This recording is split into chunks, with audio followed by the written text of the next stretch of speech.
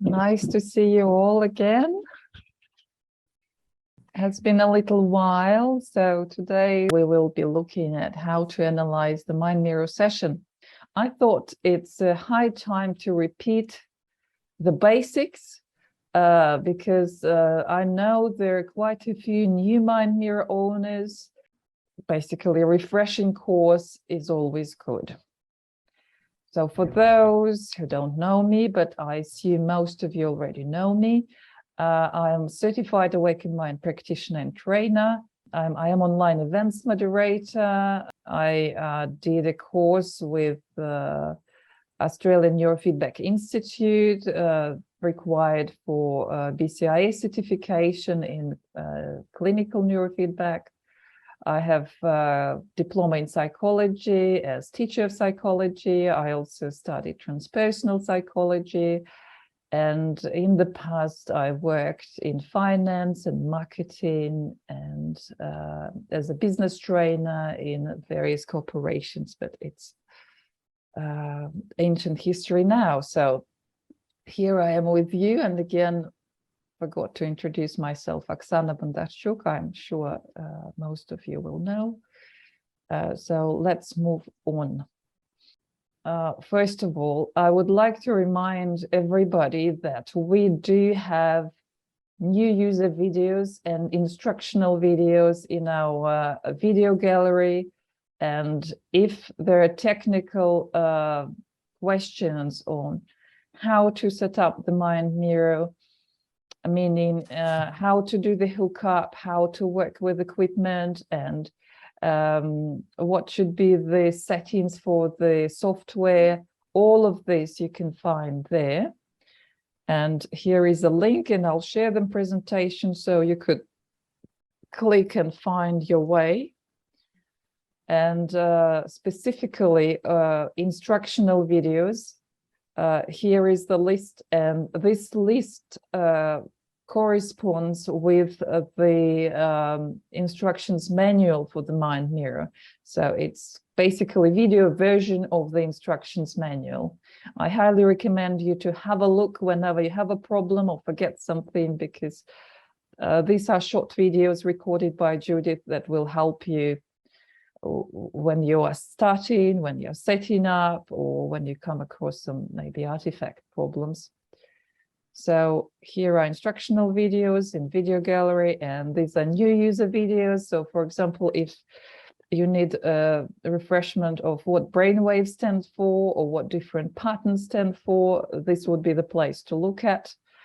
And there are other helpful programs on GSR and BVP meters. So what are they, how we work with them, what do they measure on heart coherence, on resonant frequency tuning, some success stories and general discussions on what we and how differently we can understand meditations and how we can adjust the Mind Mirror patterns while training ourselves thanks to Mind Mirror pattern editor. So all of this will be found in new user videos on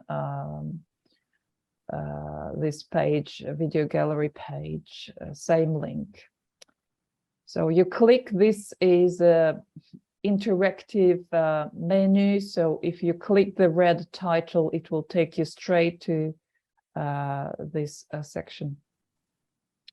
And of course, there is a lot to be covered when you're talking about analyzing the brain waves. So that's why I put here, to my mind, the programs that are best to look at for more examples of how I or Judith were analyzing the data with the Mind Mirror. So again, there are active links. If you haven't watched them, you are very welcome to have a look. And of course on the portal, because you know that Mind Mirror portal now allows you to much faster get all the reports visible and get your analysis faster. So here will be a program on Mind Mirror portal launch and its features, though I can show it to you today if you like as well. So just to remind you that on the portal itself, there is also a how-to video section. So here you can see the link on top, and here is the active link down here in the bottom. So this is the portal, and there is how-to section there. And in this how-to, you will learn how to work with the Mind Mirror portal, how to sign up, record, upload existing session. There are 10 sessions allowed for free, and then there is instruction how you can upgrade your subscription. So here, just a reminder of all of these resources that are out there for you 24/7, always available. Before we continue, I thought it would be always good to understand and be very clear and honest what our goals are when we train. So what are our true goals and priorities? Because sometimes we get confused, and the goals shift from improving our brain function, from maybe transforming, healing some personal issues, which to me basically means doing inner work with the help of technology. We get fixated on technology too much and forget about true inner work that needs to be done, but more about it later. And then anyway, when you set your goals, you know what you want to achieve, you know what and how to train, and then you know how to measure it and basically to see and prove that you achieved it. So I thought it's an important part that we should quickly go through. So understanding your goals, what are we doing it for? So I summed up a few things that most likely you already know. So most of us, we come because we, of course, are seeking more health. For example, we need to work with stress. We want to heal traumas, and that would be general well-being and health. That's how I called it. Or we want to improve performance. So that's why we're talking about awakened mind and flow and high performance mind. So efficiency, creativity, decision making, even just understanding how it works may improve your communication skills as well. Growth and transformation, where we again talk about maybe reprogramming some dysfunctional programs that we're running, working on our mastery, mindfulness, self-confidence. Maybe some of us, like my experience shows, are interested in extrasensoric perception abilities like intuition, channeling, or we just love science. We love to experiment and research, and we're trying to better understand how our brain works and what happens during healing, meditation, or mediumship, for example, because we know that the mind mirror will pick the electricity of the brain, electrical activity of the brain, that will reflect the electrical activity of our field, right, of our energy field. At least that's the point of view that I fully support, that mind mirror and the brain just register and reflects what happens in our energy field and what happens with our consciousness. And then I put it as a separate point here, play and explore brain gadgets, because I decided to put it separately because, again, sometimes we are so fixated on technology. Be honest, if you're just playing with the gadget, do it. But really, if you want to have measurable goals, you need to be clear what else you want to do. And then I want to remind my summary or chart from the program 12 Amazing Facts on EEG, Neurotherapy and the Human Brain. And again, here in the bottom of the slide, there is a link that you can click to watch it. So what healthy brain actually represents, what's associated with health. So I said Neurofeedback has more in common than we think with shamanism, Buddhism, and even sacred geometry. So healthy brain is balanced. So that means there is nothing excluded and we have access to all resources. Plus the brain is well organized. So we not just use, left hemisphere and get stuck there. Of course, we use both normally, but when there is lack of communication, a lack of energy in one, you'll feel the difference and will show up as some kind of disease. So in shamanism, disease is a sign of disbalance. Buddhism teaches us about the middle path. So there is some kind of golden ratio, golden relationship between all the brainwave categories, showing this is the optimal function, this is the best way to function. And again, circular geometry will tell us about the same golden mean ratio. So healthy brain is efficient, so it's flexible, efficient, it's smoothly, and it works with least effort. There is no waste, because we have to understand most of our brain functions, they're very energy consuming, especially higher brain functions. So we need to make sure we switch them on and off as necessary, so we can have good sleep at night and we have very fast and sharp brain during the day. We basically can zoom in, zoom out, or speed up and slow down on demand. So that's what efficiency is, that's what peak performance, right, will be about. So neurofeedback says too much of a frequency and connectivity or too little represent the signs of disorder. It should be just right for the task at hand. So as I said, like we don't want to be stuck, we don't want to be manics, we don't want waste. Flexibility very much relates to being efficient as well. So it means we're ready to switch and transform and shift gears.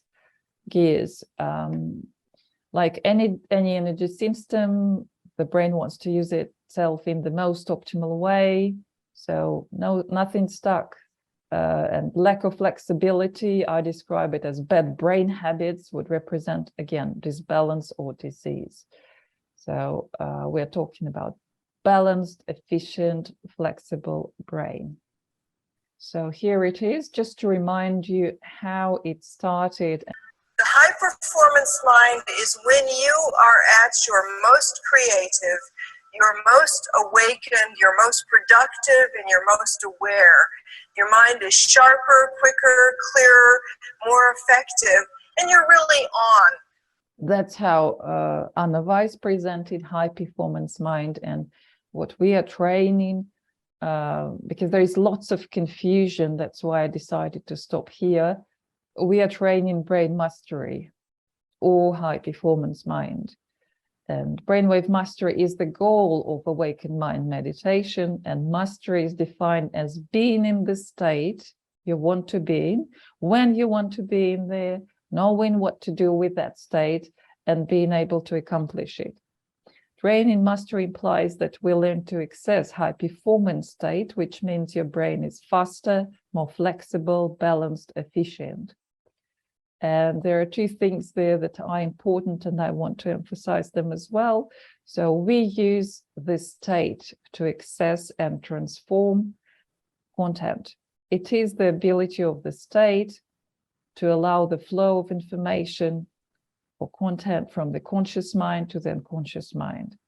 And state of consciousness is the actual brainwave pattern as measured on the mind mirror. So when we are measuring our scores, how we achieve this or that pattern, we actually measuring how good we are at achieving this or that state of consciousness, how flexible we are in switching these states, how successful we are in holding on to them when we need them, etc., etc.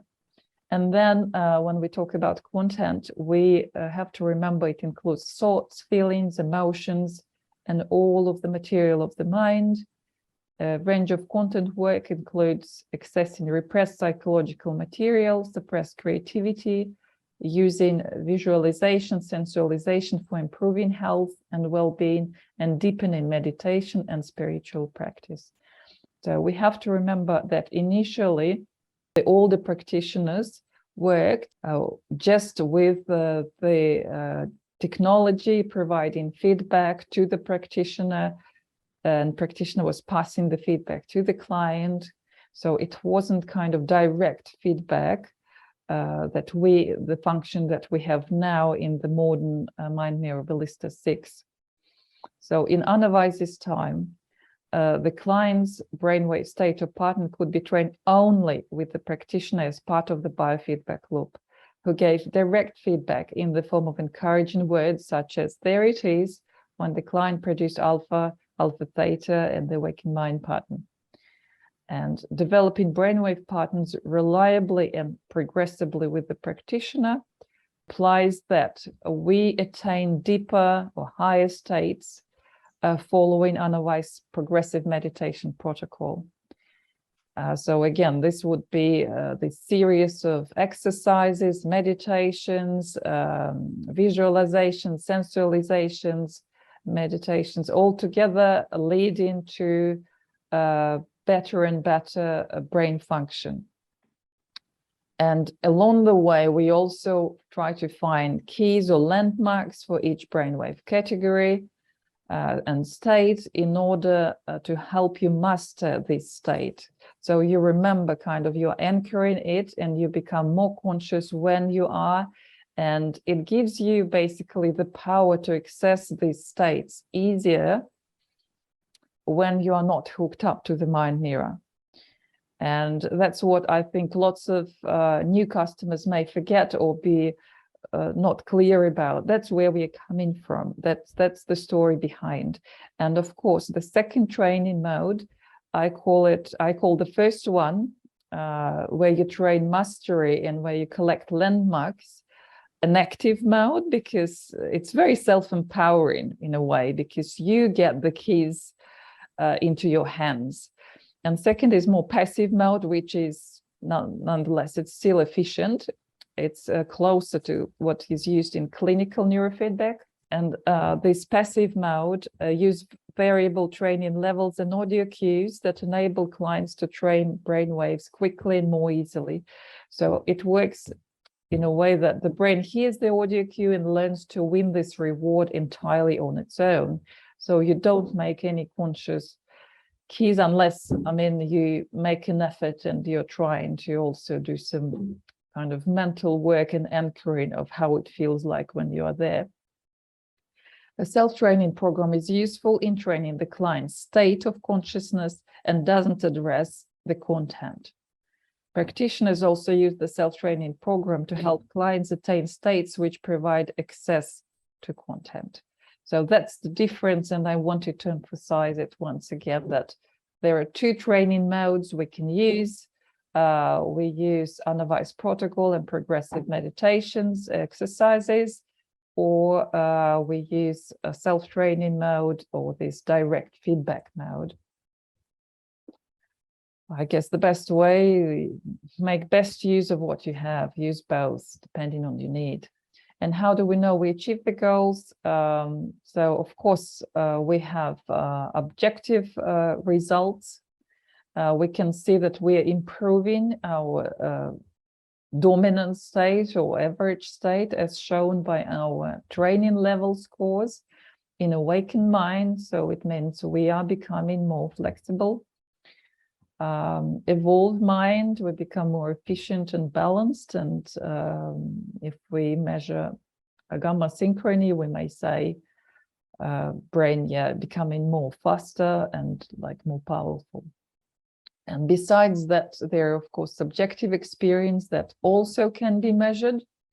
I listed here a few things that may help you track the improvement of your state from subjective point of view, and that implies all your emotions, mood, sleep, behavior.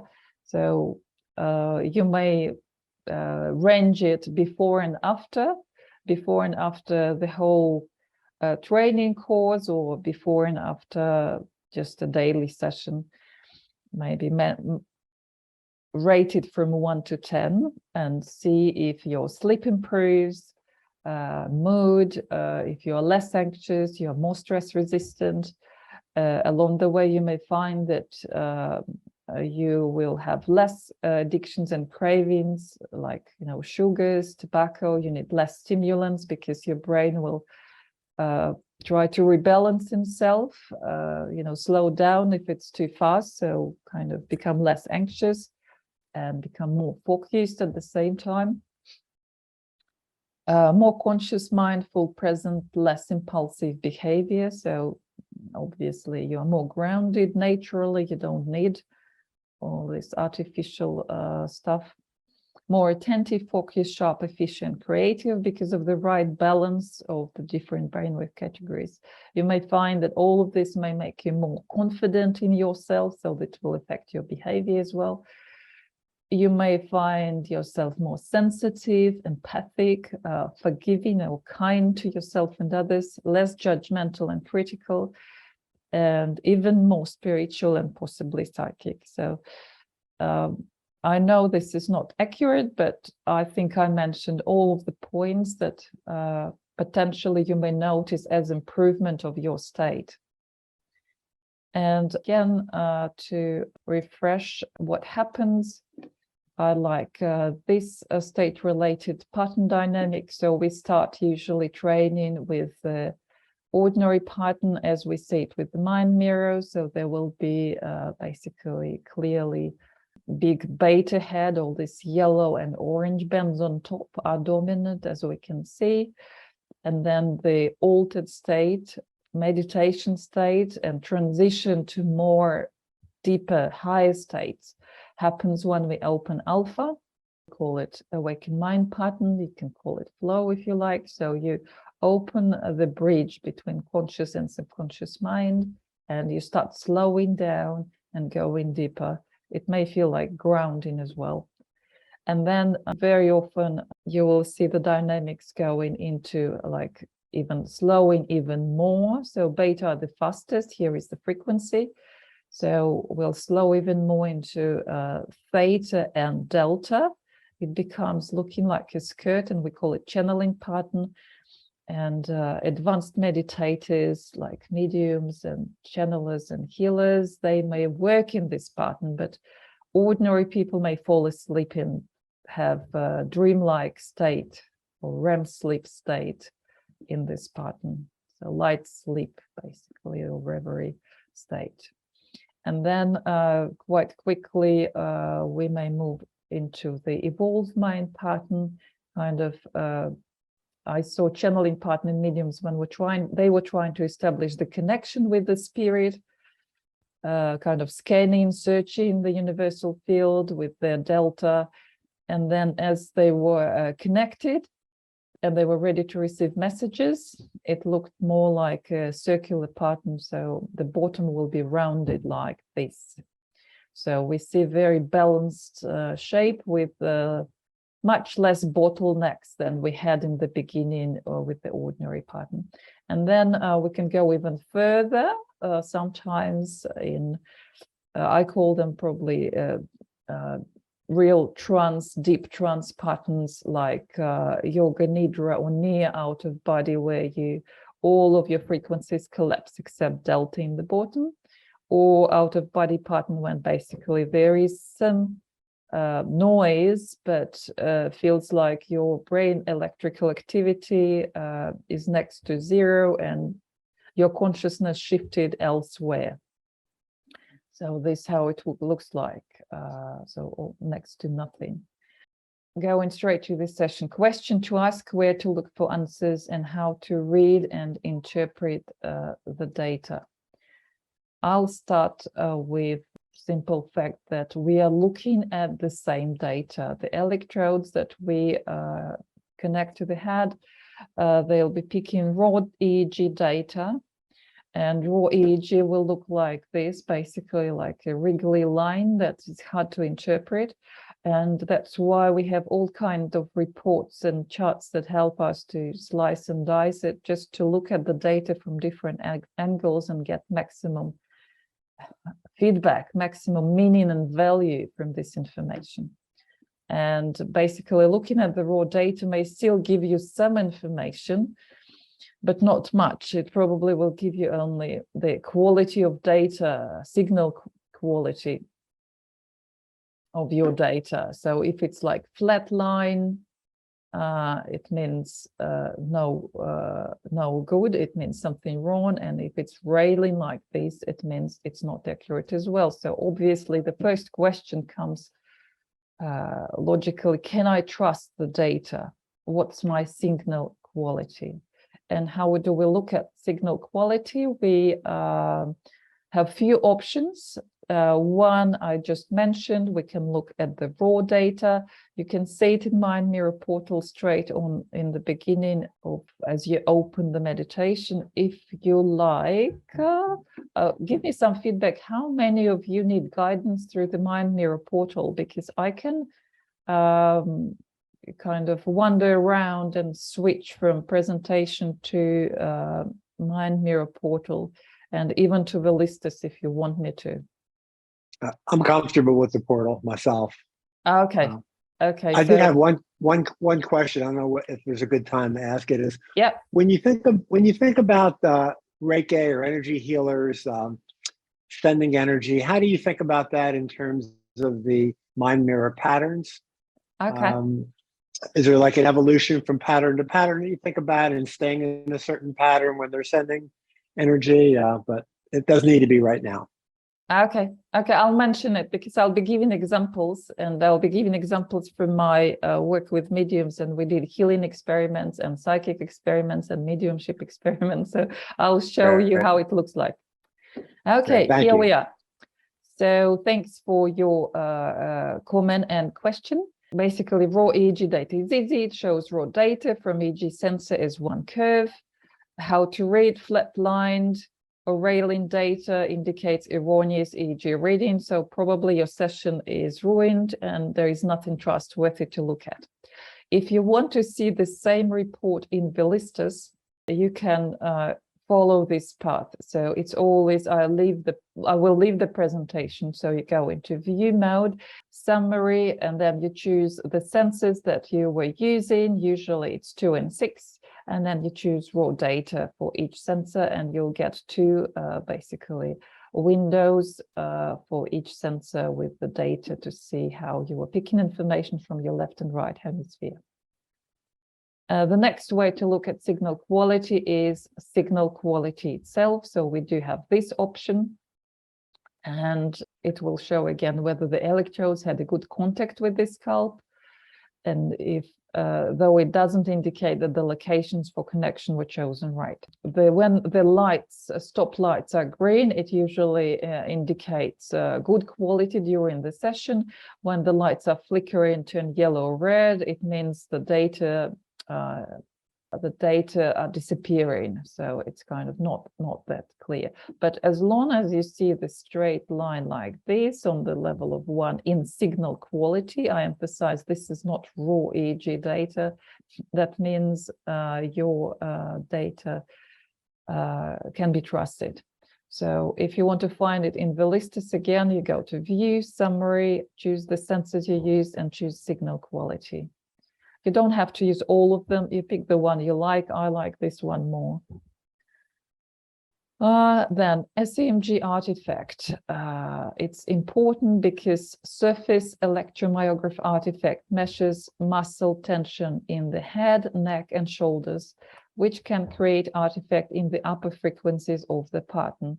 So it may kick usually high beta gamma frequencies can show up there, sometimes delta as well. So how to read? Readings higher than 5 microvolts cause the stoplight to flicker yellow or red. It means the highest frequencies in the brainwave pattern are distorted with a rippling effect over lower frequencies.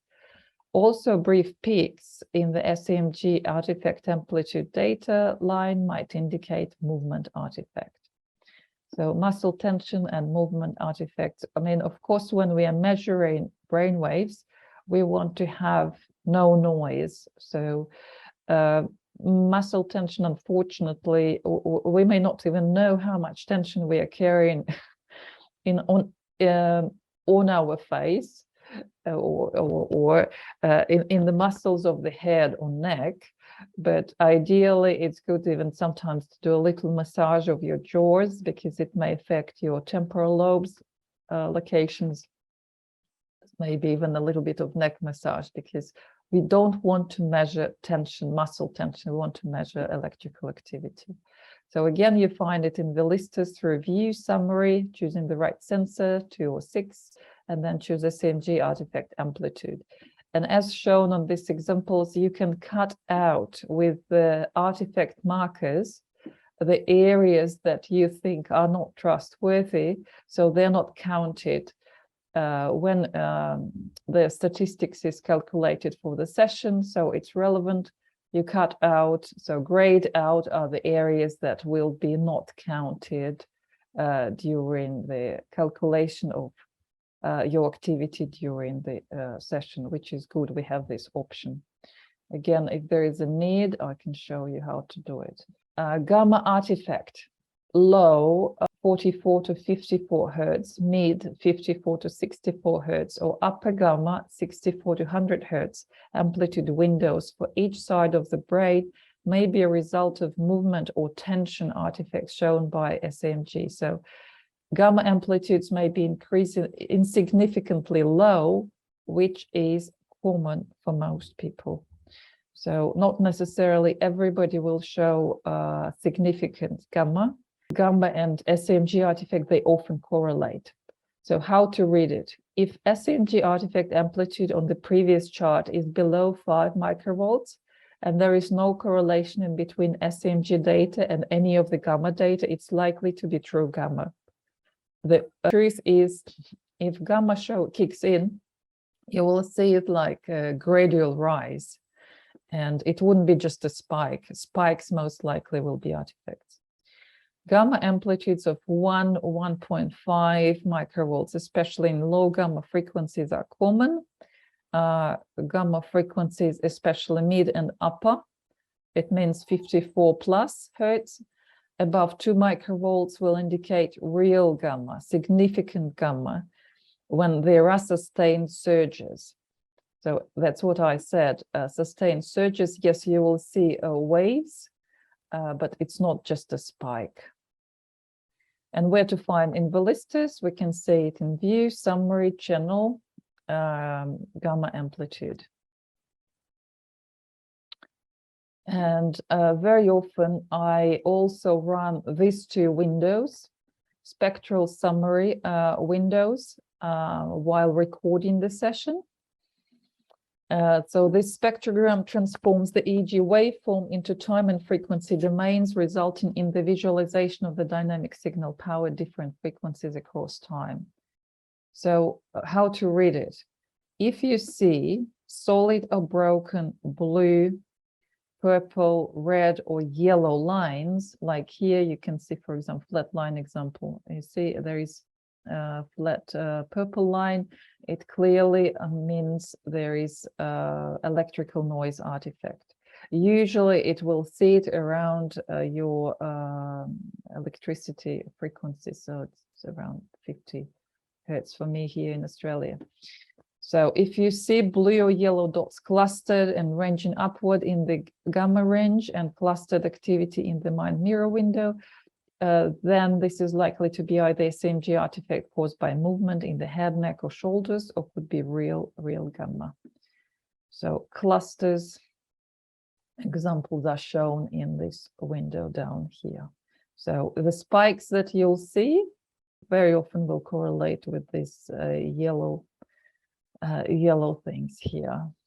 So just having a closer look, I will tell you. But these windows I find quite helpful while recording the session, because they'll show you straight away if there is any electrical noise, and it's quite obvious and visible straight away. So for you to remember, we can get windows on our interface while recording the session. That will be one story. This will be called instruments.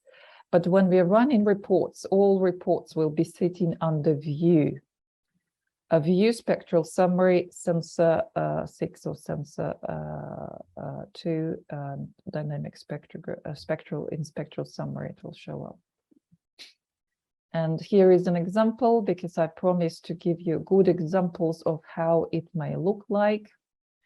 Again, spectral summary, see obvious quality problems with the signal in the middle of the session, plus some electrical noise around 49 Hertz, blue line in spectral summary. So here we can see, I call it leaking, kind of leaking data line. So instead of just straight line, this clearly would be the noise that needs to be cut out.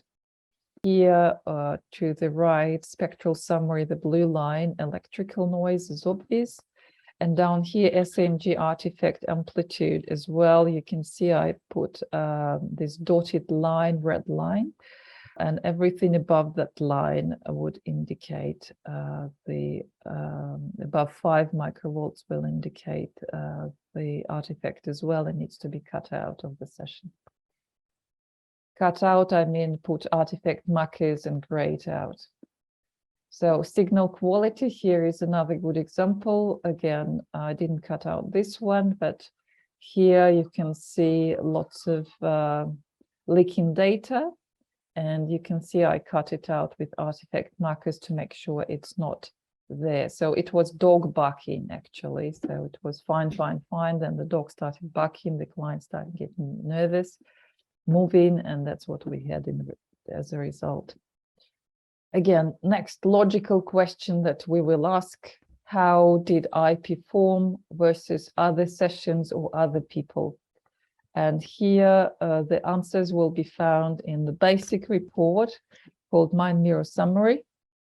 And also it's good to look at Mind Mirror portal dashboard trends to check the dynamics from session to session, kind of long-term dynamics. And I'm moving here, as you noticed, by logic, not by reports, because otherwise, you know, may get, again, fixated too much on reports and lose the logic. So the logic is, how did I perform versus other sessions or other people? So Mind Mirror Summary, it's very easy to find. It's View Mind Mirror Summary, and it will bring you up 3 windows.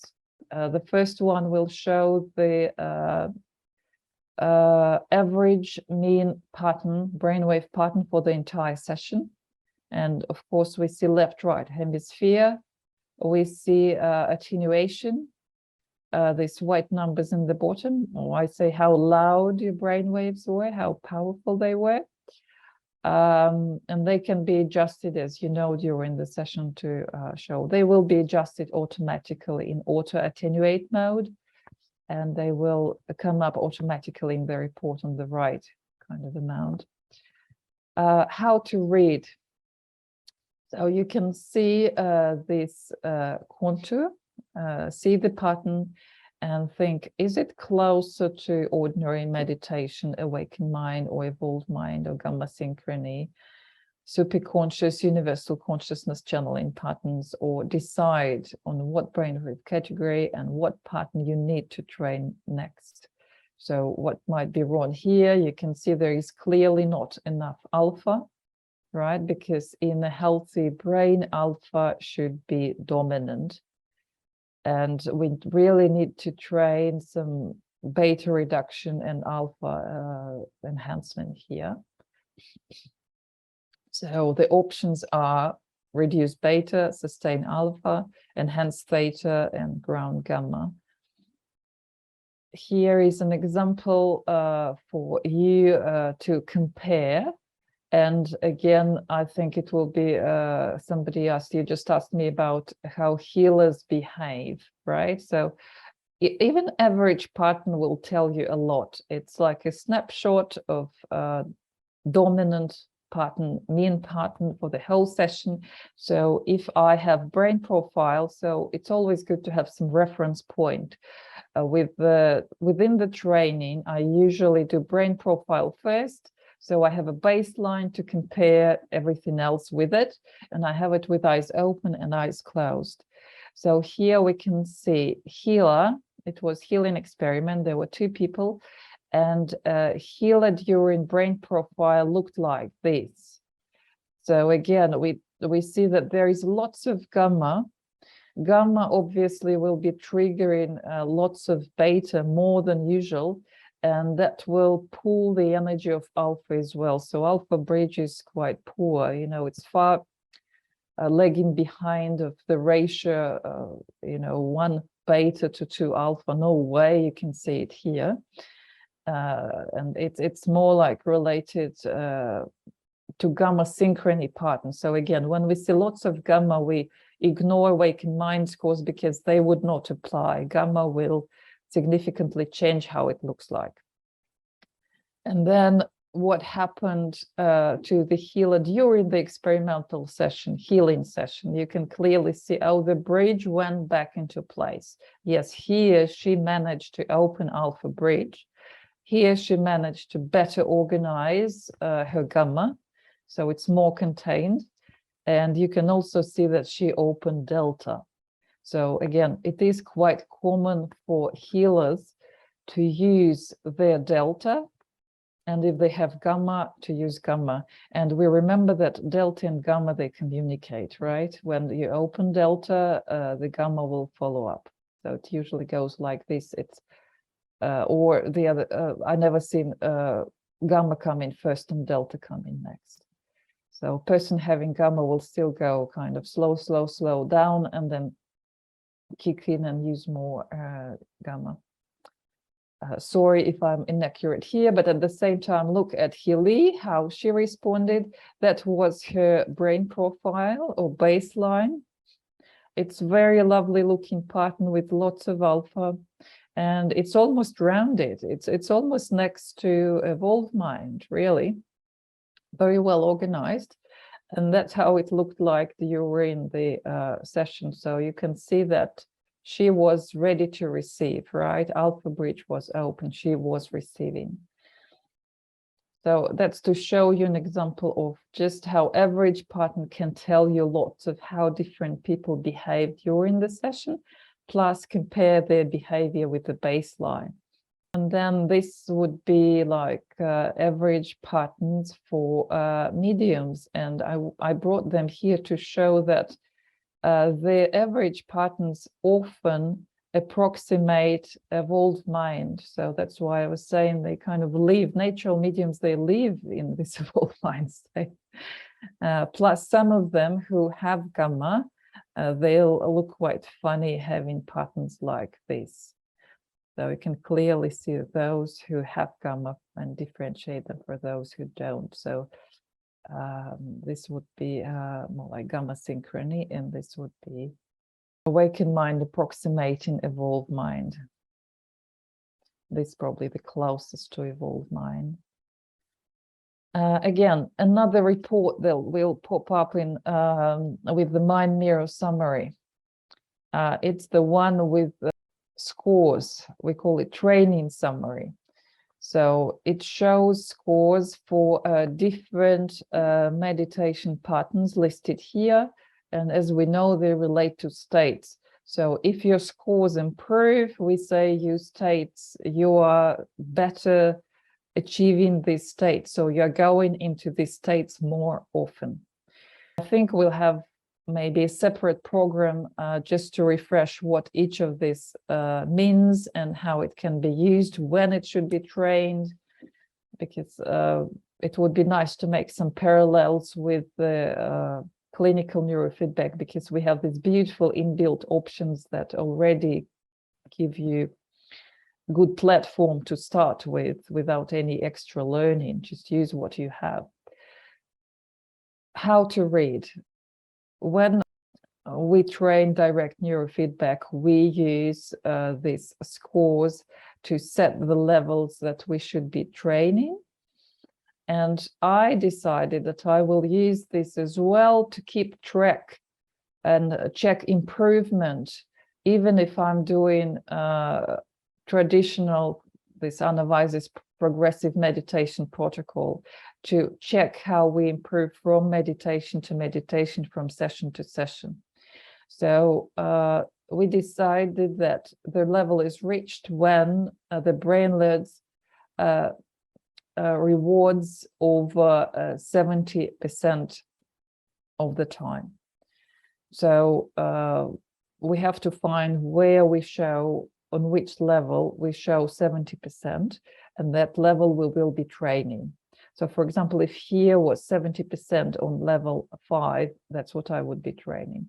And this is not the best example here, because normally we accumulate statistics, and that's what we are looking at, always at accumulated statistics, because otherwise it just 100% distributed throughout different levels. So these levels we show compliance, compliance with the pattern. The highest compliance will be at level 1. The lowest compliance will be at level 10. So basically 10 would mean it just no compliance, nothing, it's all scattered. And as we move in, say around level 5, it will mean 50% of the time we reach the pattern. If we see here, so 5 associate with 50% of the time. And 70 will be how often we hit. Not how often, how close we are to how often we got the rewards for this pattern. Yeah, here are the examples. This is the dashboard where you can select. I cut off the window, but there will be options again: Awaken Mind, Evolve Mind, and all our traditional patterns. And we can track session to session scores. I could clearly see how we improved during the training, which meditations or exercises were more successful in terms of Awaken Mind, which were less successful in terms of Awaken Mind. And just to give you an example here, for example, I can say that we were doing very well known to you animal meditation, and it reached the score of 84% Awaken Mind on level 5. Then we were just training alpha keys separately. It was self-training where I asked them to repeat their landmarks just mentally for alpha and see what the score would be. Then we were training theta keys, and they were training their landmarks for theta. And look, for theta keys, the Awaken Mind was the highest. It was 95. So it's a very high level, I should say, of Awaken Mind in general on level 5. And then this grew even bigger when we did Wise One meditation, slightly bigger, 96. So it's good I could track how it evolved. And then very often I saw a big improvement after hemispheric balancing for both Awaken Mind and Evolve Mind scores. So again, we see clients' performance from session to session. I put here this layout is not available in the Listus itself. You will have to click and choose scores separately for each session via Mind Mirror Summary. So it wouldn't give you this layout. That's why Mind Mirror Portal is more handy to use. So here again, look, here is a snapshot from the report I did for mediums. And you can see that hemispheric balancing really improves evolved mind pattern. So here I clicked Awaken Mind, and here are scores for Awaken Mind. Here are scores for Evolved Mind. And look, I highly recommend to use whatever you are doing, training yourself, training with the client, use hemispheric balancing. I had a presentation. I included it on that list of webinars in the very beginning, and I explained what exercises you can do for hemispheric balancing. It's great. It's absolutely great set of exercises that helps to make a huge progress. Look, House of Doors meditation, Evolved Mind 71, hemispheric balancing. 92. So it's a significant jump. And this was level 6 for Evolved Mind, which is also very, very high score. Okay, here the third window that will come up with the Mind Mirror summary will be this Mind Mirror plot. It is a visual representation of the training summary. It allows you to determine when in time your most advanced patterns depicted in different colors occurred. So basically, this will be showing you when you were rewarded and on which level for which pattern. So this will be basically a visual representation of those scores, right, at a glance, because you'll see, okay, I have the concentration of this yellow data, which is awakened mind, on level 5 and on level 6. And then the highest level will say that I was closest to the ideal ratios of awakened mind at level 4 during these moments. So you can even mark these moments and say these were the best moments. I usually look at evolved mind. They will be, if you tick the box here, there will be red dots as well. And I see, oh, these were the deepest kind of highest moments during the session or during my meditation. So what else? So clicking them in Vlistas when you do manually all reports will allow you to find exact timing, and then you can compare it with the script and see what happened during that time in meditation. So compare and collect fish for landmarks. The heaviest concentration of scores will be seen as solid line of dots and indicate the training level you are comfortable with. So usually it will be over 70%. The question to ask yourself in each case is, why did I meet or lose partner attainment? This answer will give you insights, especially when you see correlations to major pattern changes in GSI and BVP summary windows. That's not necessary, but anyway, we'll see correlations later with this. So here, another example from real life, how you can clearly from the first glance see what happened during the session. So same people, same experiment, healing experiment, and you could clearly see that our healee had lots of gamma, you remember? Average pattern looked different. So here gamma will be in blue. So gamma synchrony box is ticked on.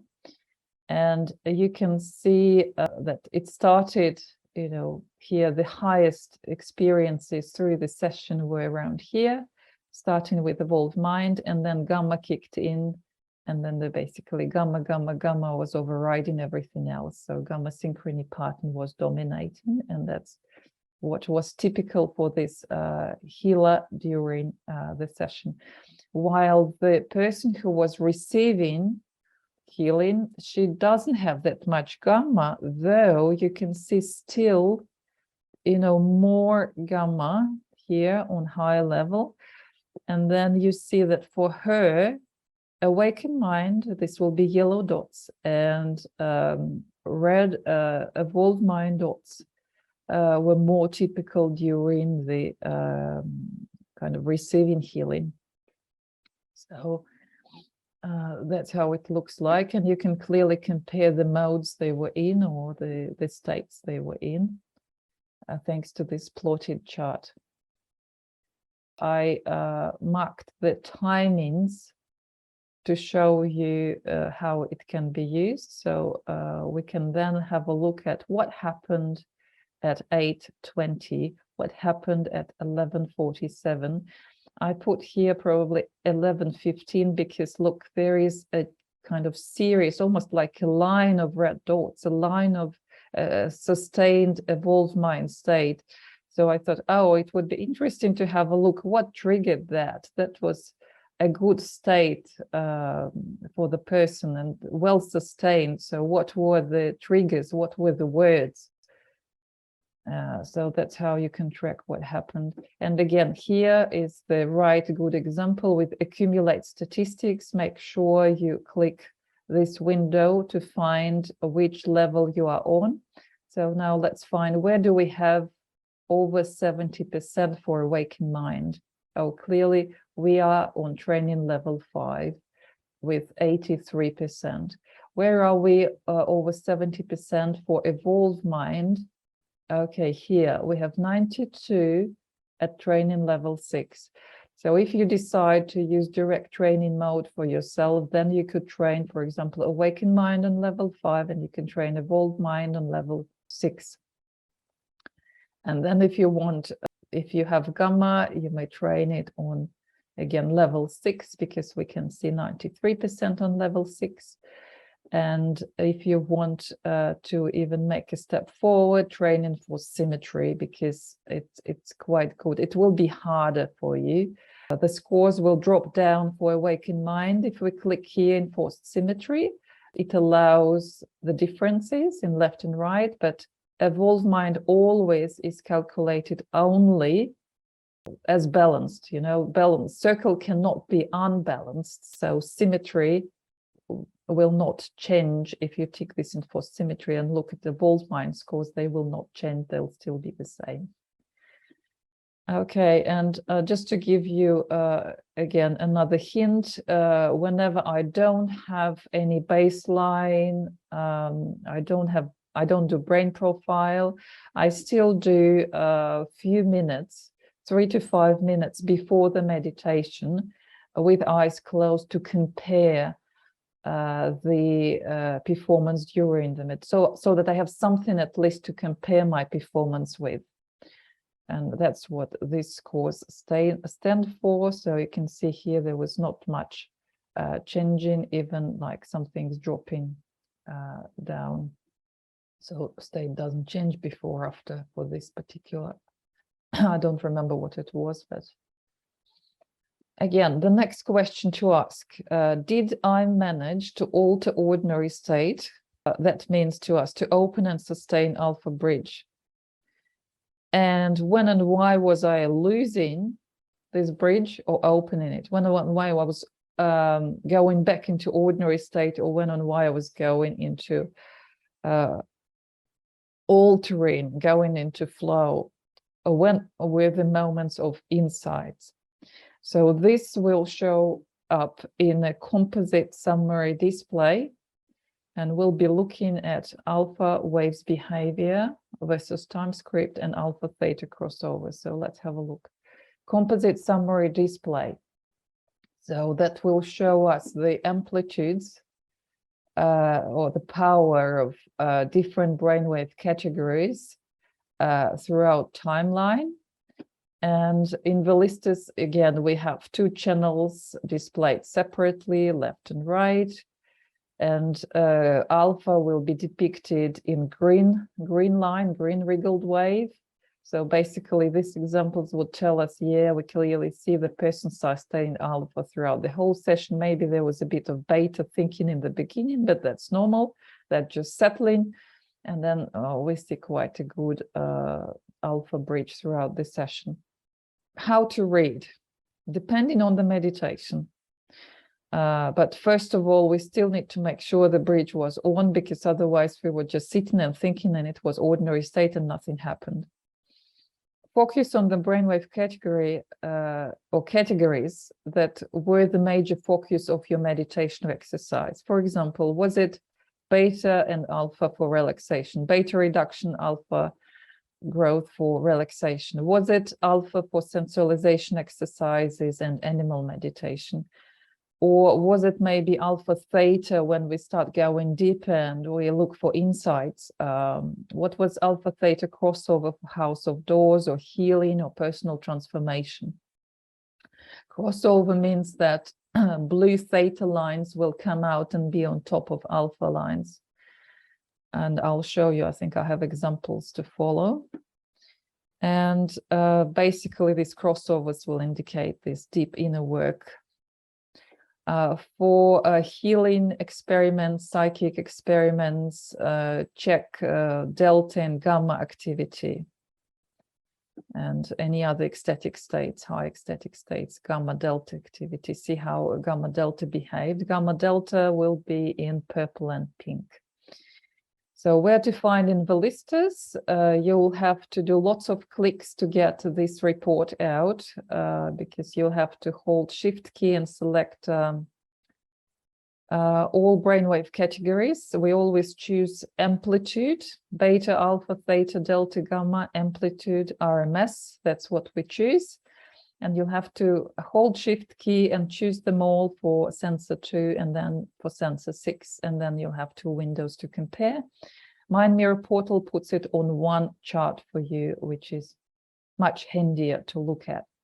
So that will be an example of the same report, composite display, in the Mind Mirror Portal meditation viewer.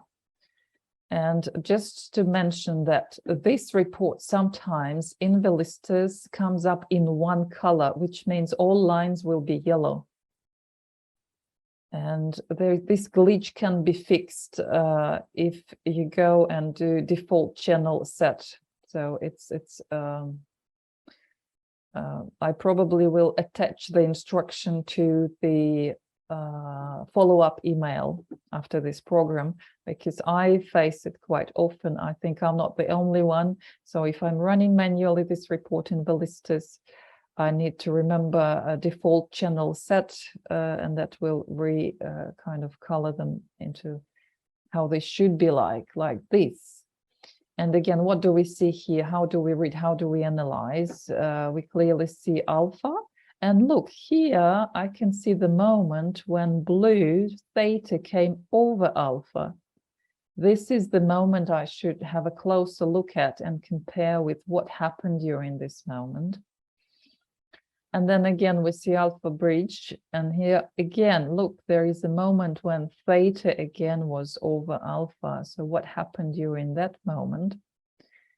And you can navigate and kind of have a closer look at the display, at these lines, or have a look as it shows up. But still here, I can still see the blue peaks over green alpha, and I marked it with yellow marker, all these crossover moments.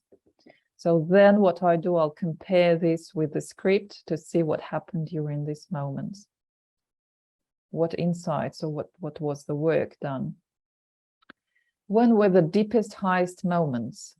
I call it landmarks fishing for moments of connection with one's power. And again, the answer will be found in Mind Mirror summary plot. I'll be looking at evolved mind red spots on the highest level. We can also look at dominant frequency, lowest points, and we can again look at composite summary display. Highest theta blue peaks. That's my approach. So dominant frequency looks like this, which will basically, if you run the trend, the best way to look is look at the trend and say, if you have different segments, for example, you were doing alpha sensualization exercises and you were doing this for, I don't know, first visualizing things, then you were smelling, then you were touching, then you were experiencing in your body, etc. And you have different segments for different sense. You can mark the segments, and then you will see what was happening with your frequency and when it was the lowest. So when it was the lowest, that would be the best for you. The best, basically, I could say, dominant channel, for example. Most of people would be maybe interested to run this little experiment and see, is vision my dominant channel, or am I more auditory, you know, or maybe I'm kinesthetic more. So you can run this looking at dominant frequency, or even running separate Mind Mirror summary reports for each of the segments to see where your scores were highest for your dominant pattern. So where did you show the highest score? That would be your dominant channel. At least I did this experiment like that. So I hope I explained what this means, and peaks and deepenings will show you general dynamics again inside the meditation. Go into lower frequencies is normally the desired direction to go, from beta to alpha and then to theta and delta. So as we slowing down, the dominant frequency trend line will be going down. And the turning points probably might be of biggest interest to us. What helps us to really relax and slow down and go down? So at these peaks, we could potentially find the landmarks for us, the switch that will help our brain to remember how to repeat this experience. So it will indicate relaxation, deepening, and inner work, and to be cross-checked with composite display and other reports. So in the Velistas, we find it again in view summary, then correct sensor, 2-6, both sensors, and then dominant frequency. And don't forget to make sure you see the trend line, because that's how you will really see make meaning out of this report. So deepest moments, again, here is a report, I think here from probably the portal, copy pasted from the portal, showing what was there. Look here, and I started relaxing deeper, deeper, deeper, and deeper. What was this turning point that kind of led me to the lowest or highest or deepest moment in this session or in this meditation? Again, dominant frequency, and I picked a snapshot from animal meditation. I think it's a great one to look at. We usually go deeper, higher when we connect with our strengths. When we open theta, that's why I also look at high theta peaks. So what made you strong and powerful? Look, this is the deepening in dominant frequency. Now leave the experience of the animal, and usually we live in a state of flow, in a state of this strong and powerful. Again, you can see lowest, and then crystallize your qualities and characteristics, or think of these qualities and characteristics of the animal that you would like to take with you. And again, you can see that this was the deepening kind of pointing. When I think about these strengths, I'm actually in a good state. It's another key or landmark for me to switch my brain go into my power state, more potent, more functional state. Again, I wouldn't go into detail. The plotted chart will show us these best moments, and I spoke already about it earlier. So you can see that for, say, this person, this will be the moments to be checked, you know, the highest gamma moments, because this somebody has lots of gamma. Composite summary display examples. Look what happened, healer and healee. And we can see healer. Here is an active healing period. Can you see it? It's, to me, it's very obvious because you can clearly see lots of delta. And it's not just one, and it wasn't movement. So it was continuous delta activity, because I instructed them not to move, because otherwise we would be recording movement. So this was the example of what happens during healing session for the healer. And then for the healee, I pointed out that as the healing started, the active phase of healing started, there was a moment of highest theta. This is theta peak. And I explained it, I could only explain it that the healee allowed herself to open the heart to receive the healing. And that's how she described it as well, because they are good friends, these two women, and she just opened her heart ready to receive. So she got connected. I also call, if you remember her dominant pattern, it was very close to evolved mind pattern, which to me also is the pattern of connection or unity. So she got kind of connected, plugged in, line was on to receive the healing. And then you can see quite a few more, you know, theta peaks along the way further, but this one was the highest one in the beginning. Again, another example of theta peaks when they show up, and the comment would be that they normally show up. Theta would indicate the moments when we go deeper, when we open the state of evolved mind of unity often, and when we connect with our power. So what makes us more powerful? What makes us open our hearts? Any warmth, including social warmth and acceptance. So even just a question like, do you live with a mate, with a group in animal meditation, will let some people open their hearts more. What makes you happy? Again, look at the theta peak there. What makes you sad? And straight after that, theta drops. So that's when you close your heart, when you think about something that makes you sad.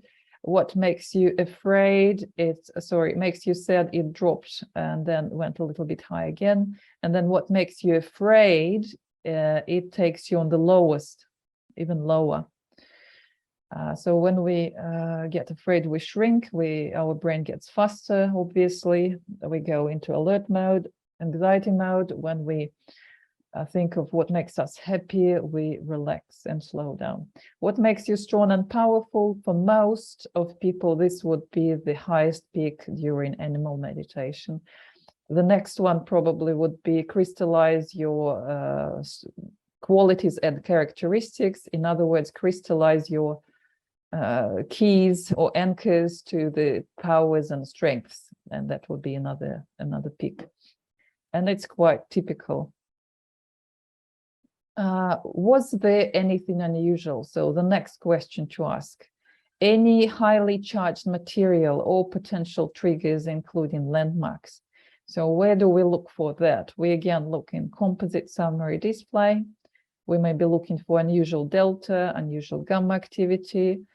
And another way to really pick something unusual or interesting would be to replay the session to see any unusual responses, change of patterns, or even change of amplitude. Remember that just kind of shrinking down, if we say how loud you are, how powerful your brainwaves are, and then suddenly your field gets very quiet. And that's what we see when people go out of body. You know, the amplitude drops significantly for all the brainwave categories. So, or do we see any sticking bands? That's what I saw with mediums. Let's see. Okay, I wouldn't stop it just for you to remember what they are and where to find them. But here again, same example. Look, a composite display. You can see all the brainwaves and clearly see the active healing phase. This time I picked all the brainwave categories, not just delta and theta. So look, here clearly seen the active phase of healing in healing experiment for the healer. Here, this was a channeling experiment. And clearly you can see the phases of active channeling. So here you'll see more gamma, and gamma will show up in red and pink. So it's clearly seen in composite display here, and it's clearly seen in plotted chart in blue dots. You see blue here, blue on the highest level. So again, we look at the same data, just presented in sliced and diced differently, but it's easy to see when were the critical moments. And interestingly, the dynamics, this is from the, I think, Brainwaves of Australian Mediums, the second program, or maybe the first one, I think the second one. And interesting to see was that how it unfolded, because it starts with searching. So searching, by searching, I imply that delta will be very active, more and more and more and more. then when the connection is being established, we'll see, let me show you, we'll see this sticking out theta bands. Again, this is very unusual that I picked again and again during experiments with mediums. Before they connect with the spirit, before they start communication, or before they start channeling, receiving messages, they show this as if this sticking theta indicates kind of a hook. I say it like, okay, we are fishing with lots of delta, and then we got the fish into our nets.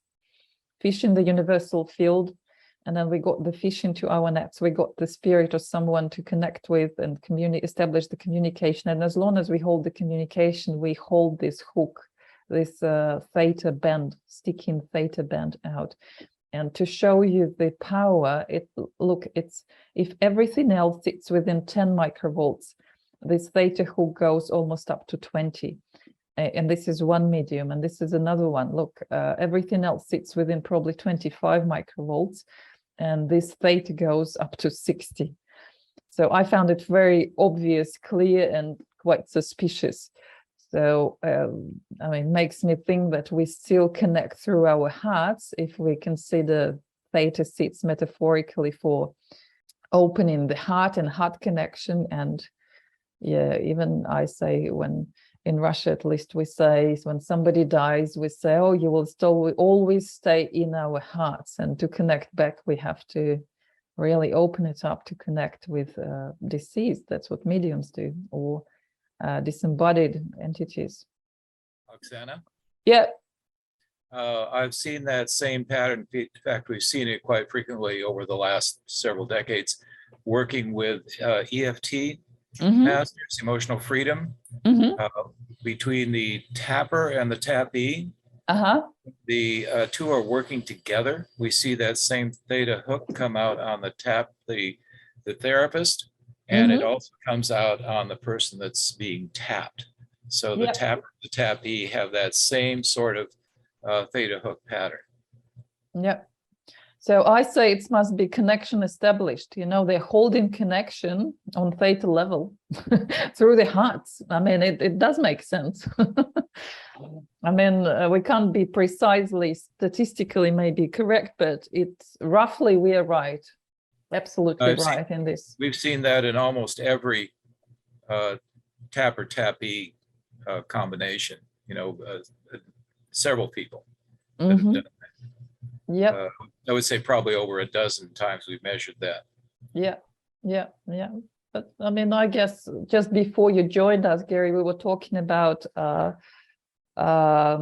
M-wave and HRV as measured and done by HeartMath, and how they did experiments, you know, inviting people in the room and inviting to do some healing experiment where, you know, those kind of inhalers function were going into coherence, and those who was receiving it went into coherence as well. And I bet, you know, heart rate variability would reflect the same story. It would improve. With the brain waves, it would be theta standing metaphorically for the heart. We've seen that same HRV. We monitored both the brain waves and the HRV at the same time on both tapper and tappee. So we've seen that same pattern. Great, Gary, I want to see your report. So I want to see any examples. I have enough of my stuff. I want somebody else to show it. Unfortunately, that was all done back on the MM3. Okay. And so there was nothing recorded other than. Okay, you can draw it or just bring examples, even just illustrated with some, you know, drawn examples, you know, just to illustrate for illustration purposes, to get an idea. It doesn't have to be precise, but to. I'll see if I can dig them up. I don't know if we still have them. Okay. It's possible. But anyway, thanks for your input. It's great to know that I'm not the only one who is speaking it. In the world. Who is speaking it. So here, look, it's another example, and you can see baseline, and you can see trance. And again, you can see that dominant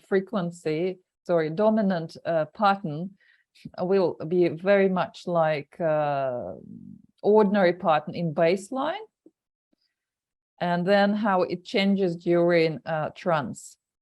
So clearly alpha is doing more work during trance experiment, and clearly you can see that in here in baseline, so in like ordinary state, the dots, the highest dots will be, this was delta generation in particular, because that's what mediums, you know, psychics, healers work with mainly. And you see that, yes, in a normal state, they were showing up on level 3 and not much, only to the end, the person started getting into the state, you see here. And then during the trance session, there was much more delta showing up and much more delta generated. So it's again level, this will be level 3. It's almost empty. There is something in the end. And here is level 3, which will be there on the highest level, plus, you know, almost straight lines on the level below it. So clearly you can see there was more of delta during trance. So just another way to look at things. Then I showed you the hook, and then again, medium example, replay. That's I'm illustrating you the replay. I see the message that my connection is unstable. I hope you can still see and hear me. So this would be Yoga Nidra, or near out of body, how I called it. And you can see that all our stoplights, they are still green, and you can see Lesh state is still normal. So to me, it indicates that this experience is true, and what happens, delta is huge. I called it that this medium, he opened the door to the universal field, kind of, he left, his consciousness left, and left the door open for the spirit, for the channel to come in. And that's what's happening. So and that's how it looks like. And delta is huge, it's 80. And that's what kind of happened again when the channel was leaving as well. So here, stress response, and you can see how it was normal, normal, normal, normal. And then around 8, there was loss of alpha bridge for a second. So this was a good, healthy stress response. If you want to learn more about stress and how kind of it can be seen as a micro-model for life in the previous program that we did in June, I shared a replay of the session from my favorite meditations course, where I was talking about stress and illustrated the brainwaves of stress. So this is a healthy example. This was the normal state. The task was sit in your power. Sitting in your power basically would imply go into evolved mind pattern. And that's the person was awakened mind, depending on the best state you can go. So before, that's how it looked like, good alpha bridge. Then I don't know what was there. I think I dropped the book. So it was quite unexpected. You are sitting in a quiet room, everything fine, and then suddenly something happens, and of course you will respond with a bit of fastening. So that's what happens. Alpha bridge collapsed, and at just 7 seconds later, it's back in norm, back to norm. And in other examples that I showed, you could see how, from my experience, I could see when I give a task, say I guide through meditation or through exercises, and it takes maybe from 2 to 7 seconds for the person to respond to my task, depending on the speed of the brain. I could often see this yellow and orange bands moving when I'm giving the task, just kind of the person receiving, listening to my task. And it feels like literally it happens on these 15, 19 bands listening. and then it happening. So really to register the noise and process the noise would take around 7 seconds, and that's what happened. And there is no really stress response. But with the person who is quite anxious, he lost his alpha bridge and he couldn't get it back for quite a while. And his beta was replaying again and again and again. So it says, okay, when you worry, you make it double. The accident is over. There is no danger. So you really have to return back to normal. But some of us, we can't. We just keep going through this again and again, replaying it. So that's why I called it, it's like micromodal for life. Here is another example of replay, how it can help you to pick the details. So for example, this was empathy experiment, and I marked the moments like closer to the ends when there was more and more delta showing. Delta will be in purple, and I recorded this GIF where you can see 14, 10, 14, 11, 12, and then kind of collapsing back into normal. 17, 18, you could see maximum how the person went into almost channeling pattern. The dynamics, you asked about dynamics. Maybe it's a good moment because this is a GIF that's very well replaying the dynamics that happens. With the eyes closed, most of us will quickly start calming beta, go into awakened mind or close to awakened mind, and then go into either evolved mind or channeling pattern. So here, look, that was almost like channeling pattern. And this person, she is natural medium, so she will start 14:05. It will start again at 14:05. Let me see how long it lasts. 37, 8, 9. Oh, okay, at 14, it starts with the almost circular pattern. And then she is losing it at times because she is listening to somebody's traumatic story. But she keeps returning into evolved mind pattern. And she's, oh, look, empathy response clearly, you know, she goes into this, lots of delta, looking like channeling, opening her heart and opening her delta, heart and empathy. And it's clearly seen again, theta and delta. And then as it stops, she will go back into her usual state and comfortable state of almost perfect evolved mind. And no gamma for that person, by the way, though she's natural medium. Okay, and here you will have fun. I'm not sure I showed it to you. I thought always this was a glitch. So I did some sensory experiments, and there were like 4 tasks here. Smell essential oil, sense the crystal, listen to the audio. It was a prayer in Russian, so English speakers wouldn't understand what it was.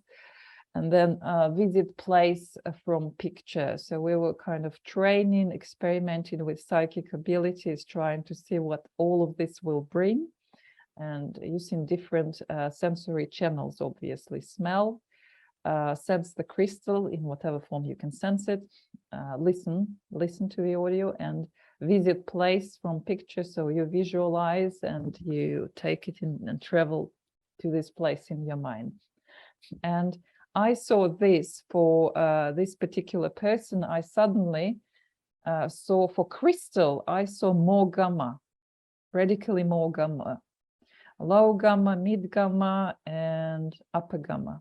And it lasted only for this crystal experiment. I thought, obviously, so here you can see it on composite display, more gamma. Not, you can still see more blue spots here, almost like a line compared to other segments. Oil would give some gamma as well, but not as much, by the way, compared to listen to audio and visit a place. So this was essential oil and this was crystal.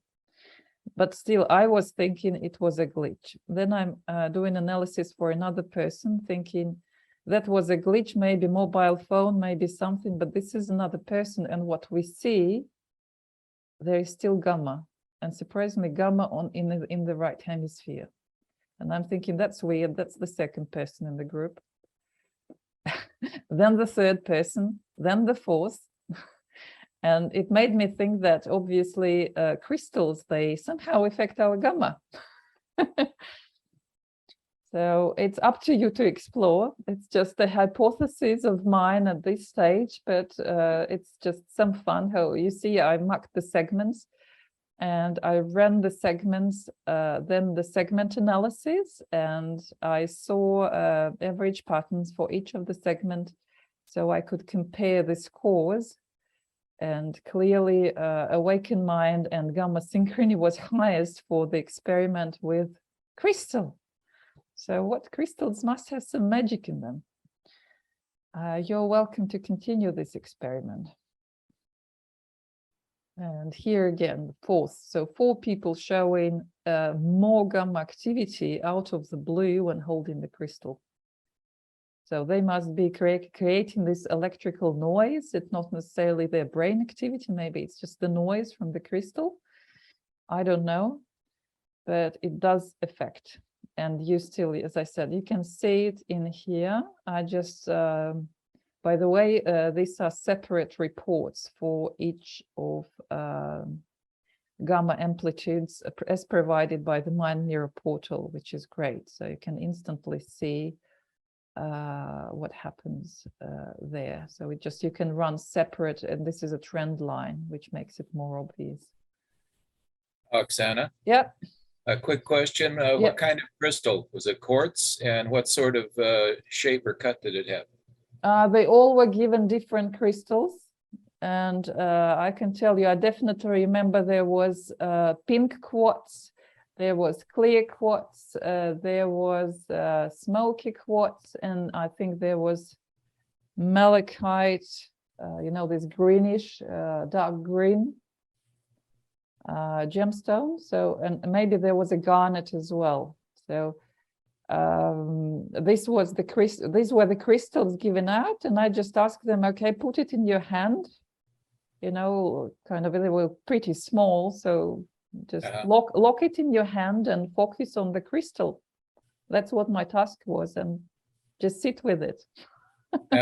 Sit with it for 2 minutes.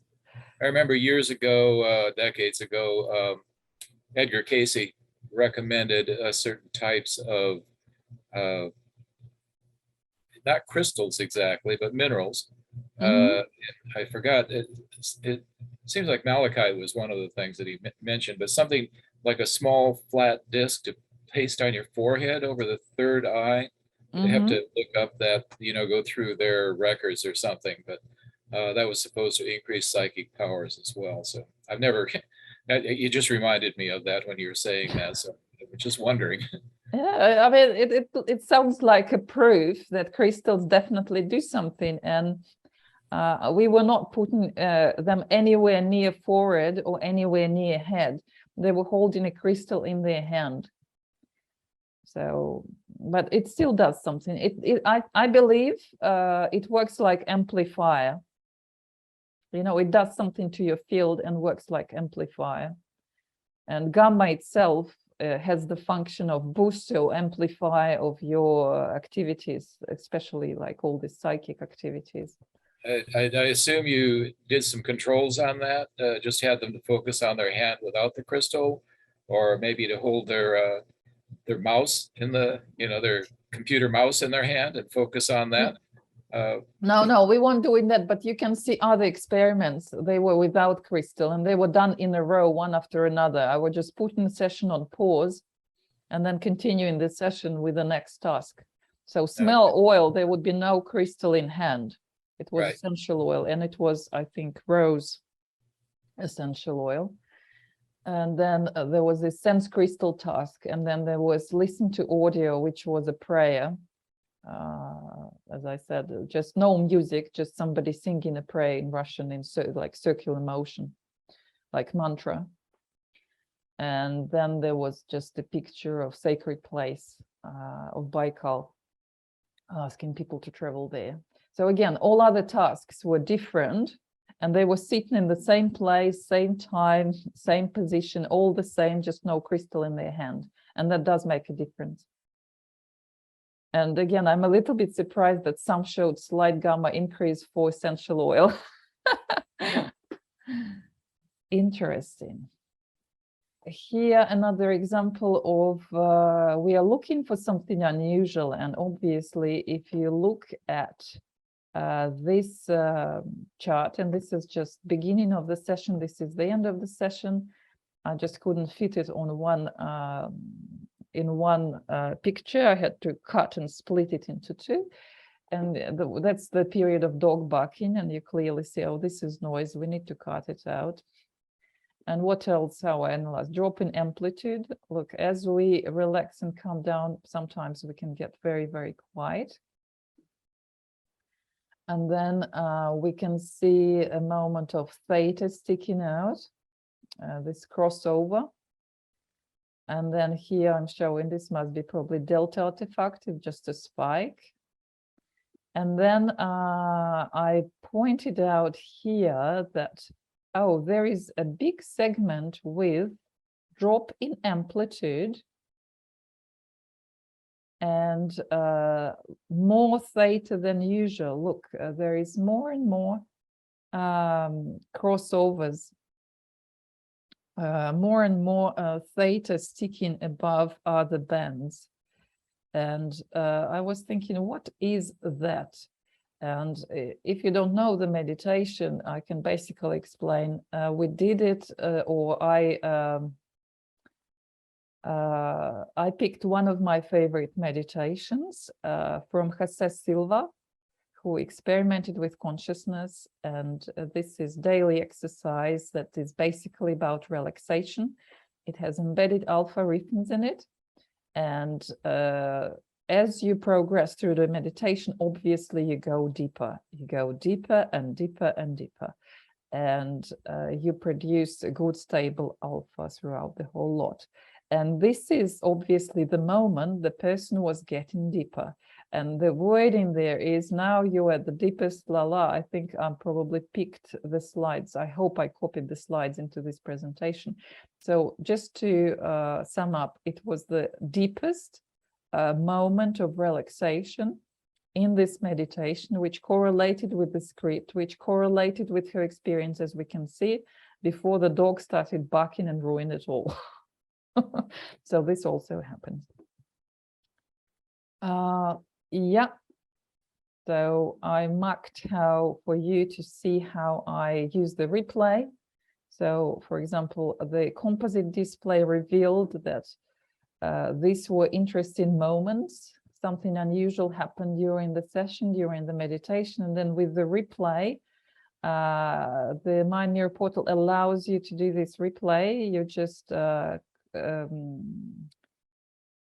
click play and it will be replaying, and you'll see the cursor moving, the line moving, and as you reach this place you can pause, or you can even move manually frame by frame and pause where you see something unusual to see how the pattern looked like when I was there. So that would be these patterns that I picked, and that's all the notes. So drop in amplitude after, look, the person dropped the amplitude after the words all tension around your forehead, release all tension around your forehead. That's an interesting reaction. Then theta sticking out after, concentrate on vibration in your abdomen. It's 8:48, it's this one. So for her, it could be a potential landmark, centering landmark, or heart opening landmark. Concentrate on vibration in your abdomen. 9:54, delta artifact. So most likely it was movement, though the lights are still green.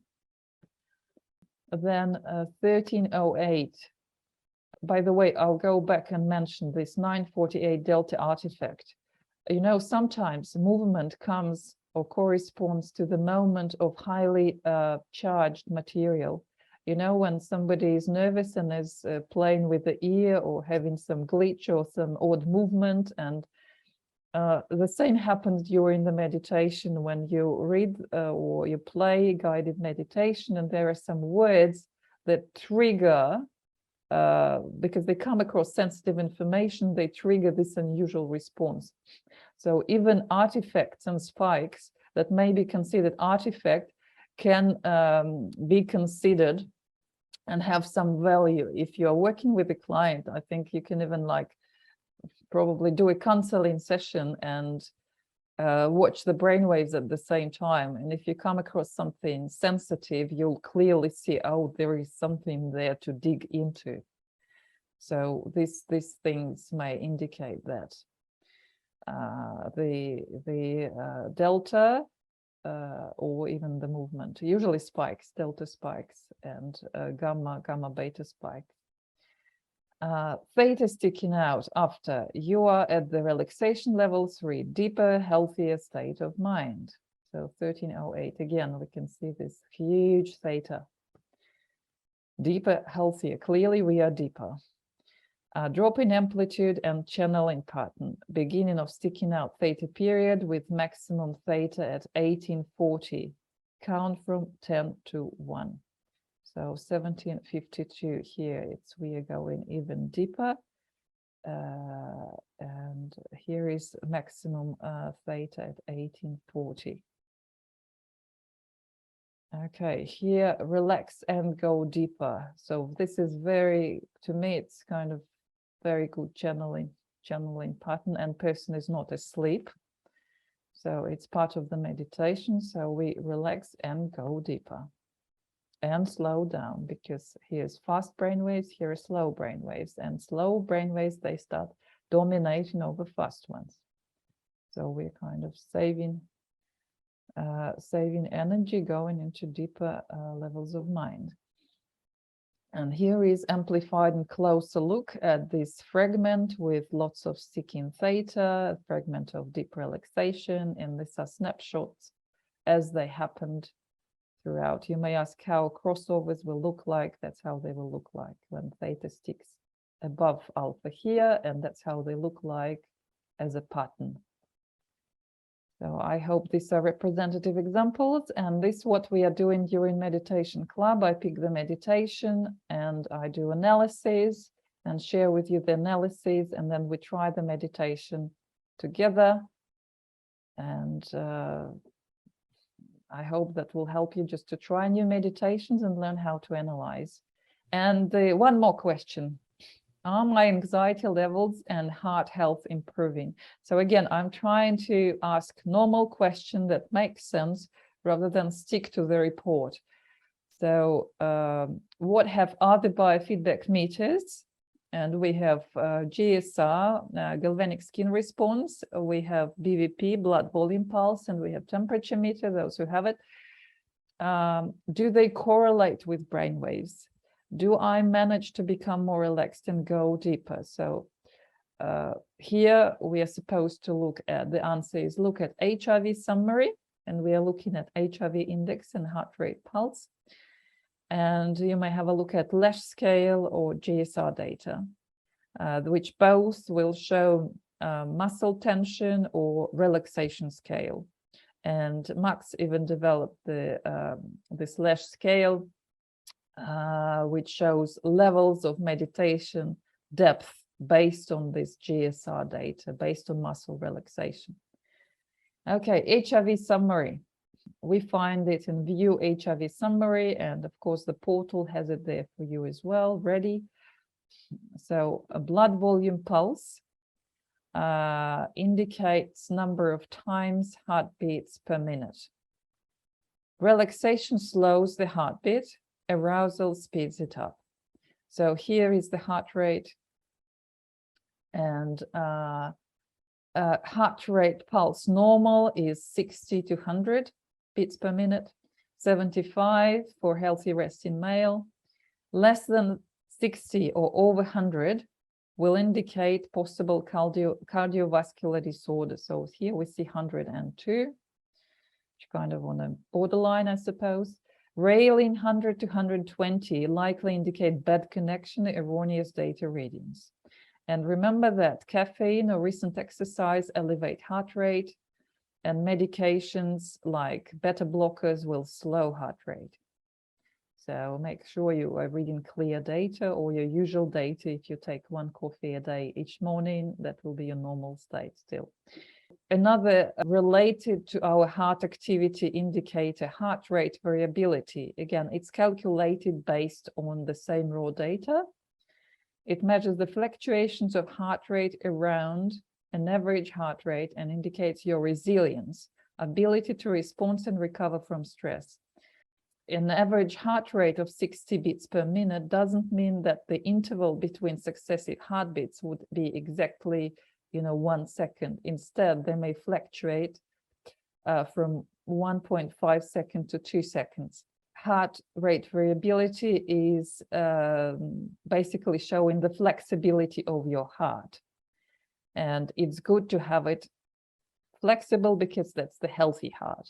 And the higher the HRV, so 5 and above would be good HRV for a fit person. 2 or 3 would be normal for an older person.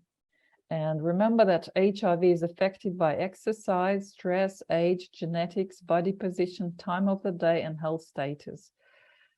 Chronic low HRV indicates a systemic health, psychological or physical issues. And realistically, minimum time interval to measure valid HRV data is 5 minutes. So we can do like 2, 3, but remember, to be more realistic, we need around 5. And what I would be looking at, I would be looking heart rate on this report. I would be looking at HRV index here. And I would be looking at the line, because the line itself, the more kind of smooth are the deepenings and peaks, the more it reminds the alpine kind of landscape, the closer to ideal, the more heart coherence we get, the smoother works our heart, the healthier our heart is, the better our state is. And as Gary would know, that will correlate with the awakened mind or with alpha as well. So it's all connected, really. We also put stress index, but to be honest, I never had reliable readings for stress. Most of the time it confuses me, because here we say stress index measures the relationship between sympathetic and parasympathetic tone.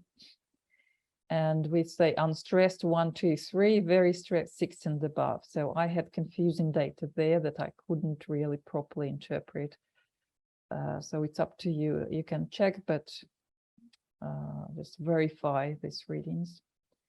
Okay, and Lesch scale is another report. Maybe I should give you an example first, sorry. Here is, here are blood volume pulse readings and HRV summary.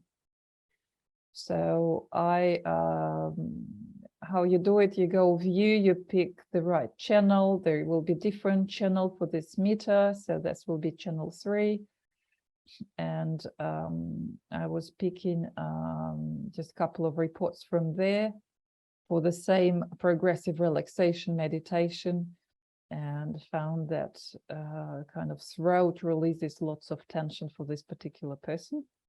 There's something to do with throat.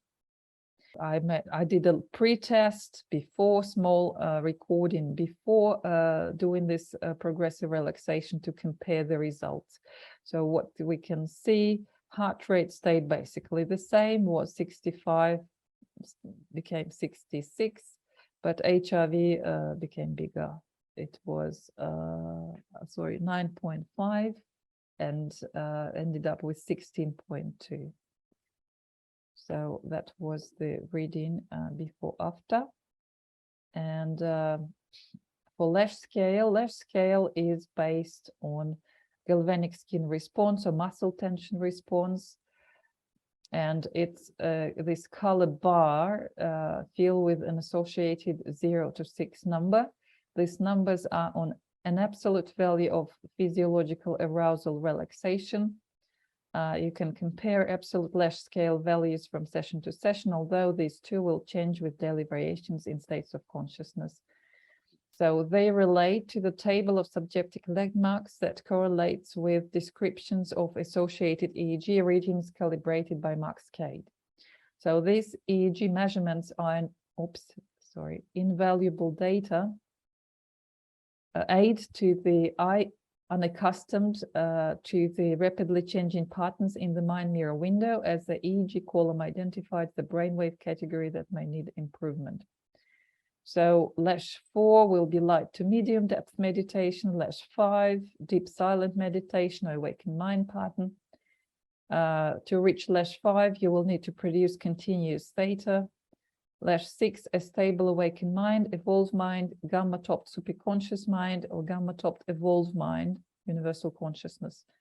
Lesch 6 could also be an out-of-body pattern or the delta-only yoga nidra pattern of mind awake, body asleep. And that's how you find it. View sensor 1, galvanic skin response, GSRC resistance, ohms, because there are different options. Just remember to choose this one. And then if you want to see the Lesch scale as the interface, I'll just scroll back because I had it when I showed you the example of this one. So look, that was an example with the medium, and you can see that he is in yoga nidra, a mind awake, body asleep. So it's his Lesch scale here. It's this bar on the instruments, or on the interface, and it shows 5.2. So that's how it will look, and then it will go red as you get more stressed, as it drops down, and it will be going up as the person is relaxing. So you'll see confirmation that the body physiology correlates and goes hand in hand with what you see with the brain waves with EEG. So I showed you Lesch scale, and I showed you HRV. And here is another example where and how it was used. So both, brain waves, EEG, then BVP, this is another meter for the heart, and then galvanic skin response. Obviously, they all will measure some kind of body electricity.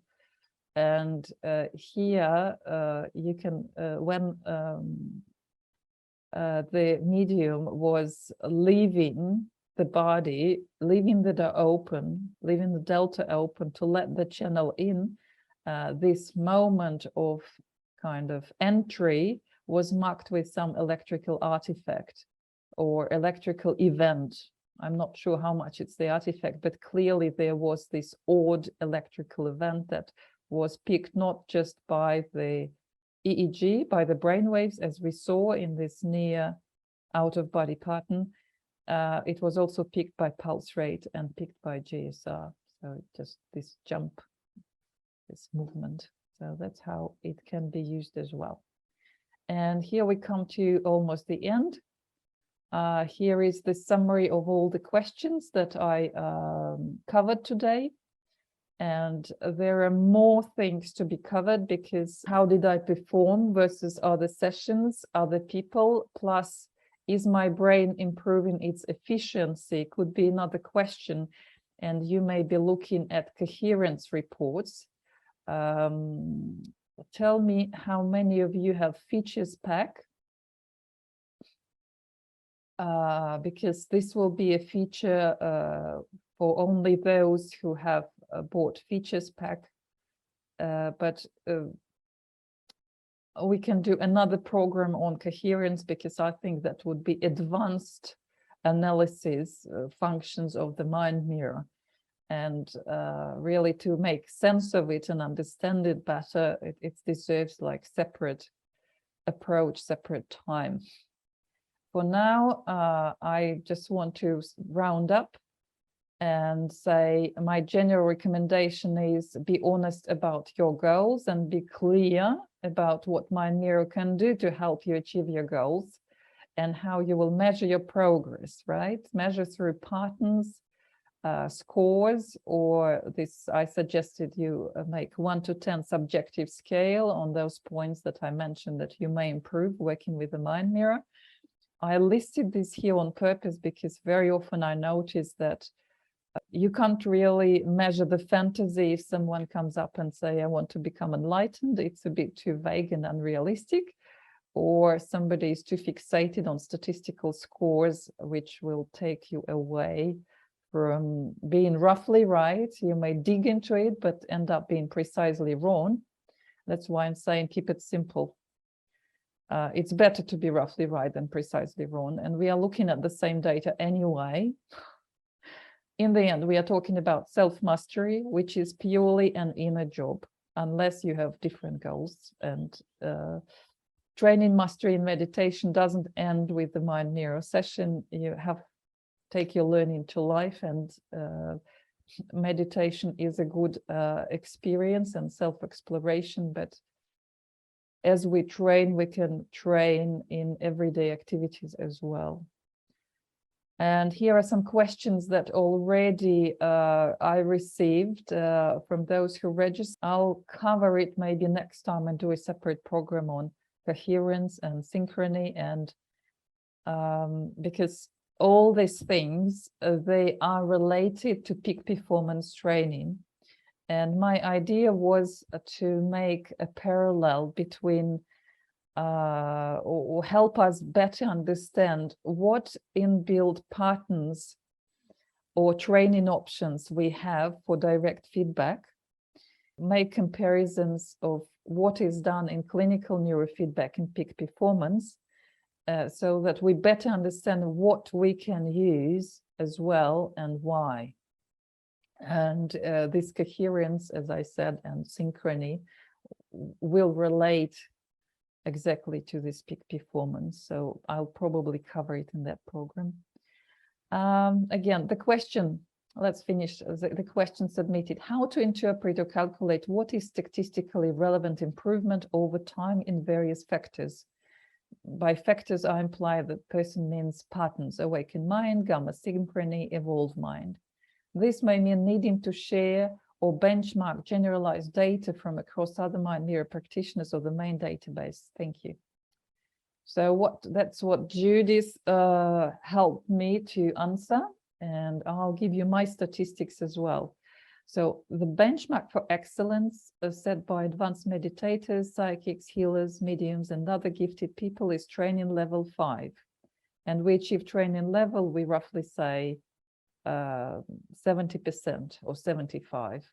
So with the awakened mind ranging from 75 to 100, evolved mind above 30, meaning significant, and gamma synchrony above 35, meaning significant. And what significant gamma is, I mentioned before, when it's more than 1.6 microvolts and it goes above, like low gamma, it goes medium gamma and above.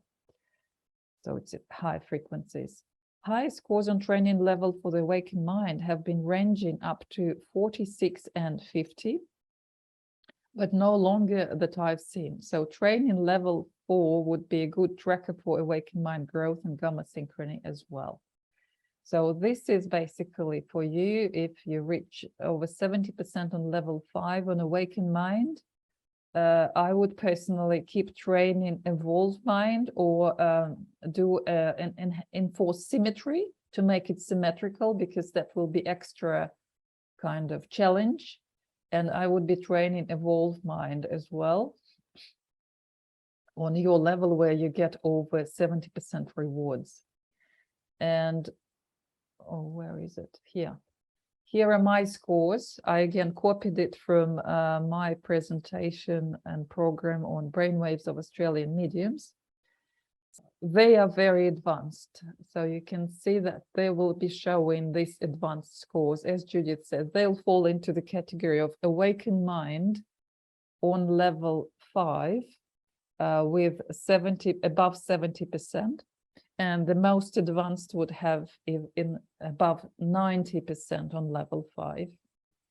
Evolved mind, the hit rate, I mean 70%, only on level 6. Unfortunately, I didn't put here the data, which percentages are on level 5. Probably they will be definitely over 30. So it will still correlate with Judith's data. And advanced over 80% on training level 6. So again, as I said, train Evolve Mind on level 6 or wherever you get 70%. It's a good way to go. And then if you have lots of gamma, you can train gamma synchrony, or make, again, for mediums, it will be training level 6 over 70% or advanced over 90 or very advanced. They will even have gamma synchrony on training level 5 over 70%. So almost like Awakened Mind scores, but with gamma on top. We are not really training delta, so I put it here for reference because delta is the main working tool, working frequency for mediums. That's why I have delta scores here. Again, delta will be 70 on level 5 or over 90 for very advanced, and or even over 70 on training level 4. So they have lots of delta and active delta.